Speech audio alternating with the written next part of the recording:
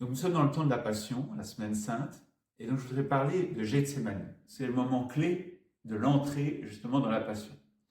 Et ce qu'il faut bien comprendre dans le phénomène, dans l'événement de Gethsémani, c'est que contrairement aux apparences, le Christ veut entrer librement, volontairement, totalement, passionnément dans sa passion.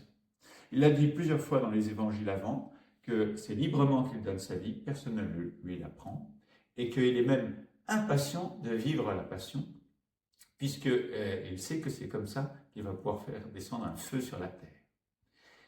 Donc, comprenons bien ce que ça veut dire et comment les saints ont compris Gethsémani. On ne peut entrer, nous, dans le mystère de la croix que volontairement, librement, parce que par amour. Le mystère de la croix, le mystère de la passion, c'est un mystère d'amour. Donc si c'est pas libre, si c'est pas fait avec les fonds de son être le plus profond, avec les fibres de son cœur et passionnément, on y met moins ou pas du tout d'amour, et ce n'est plus le mystère de la croix, c'est plus le mystère de la passion.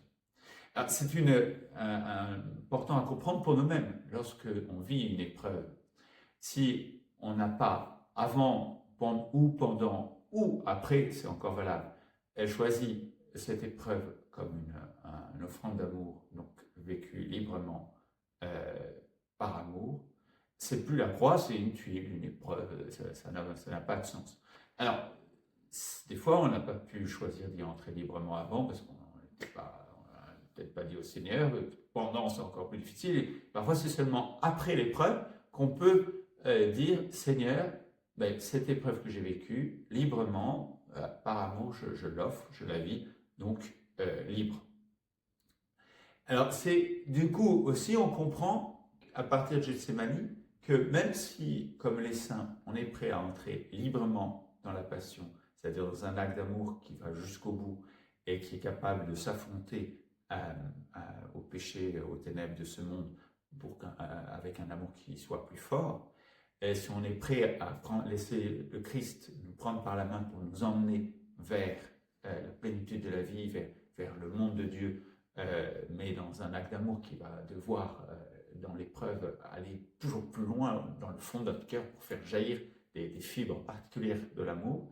Cependant, il y aura toujours en nous une résistance. Dès que l'épreuve va commencer, notre volonté naturelle, notre intelligence naturelle va résister. Parce que votre volonté naturelle, même chez les saints, va dire pendant l'épreuve, bon, là, j'en peux plus, j'en peux plus. Et notre intelligence humaine, devant l'épreuve, va dire, mais je comprends plus rien, qu'est-ce qui se passe? Je croyais que je comprenais, je croyais comprendre le mystère de la croix, j'y comprends plus rien. C'est normal. Donc il ne faut pas s'inquiéter lorsque on vit une épreuve de rien comprendre, d'avoir des super résistances. Ça ne veut pas dire qu'on ne vit pas cette épreuve en union avec le Christ, dans l'amour et donc avec la fécondité extraordinaire de la croix, comme quelque chose qui nous permet de participer au salut du monde, mais on doit le faire avec notre pauvreté humaine, avec tout ce qu'il y a en nous de résistance au chemin que le Seigneur veut nous faire faire, qui est le chemin de l'amour suprême, le chemin que le Christ a choisi et qui soulève le monde.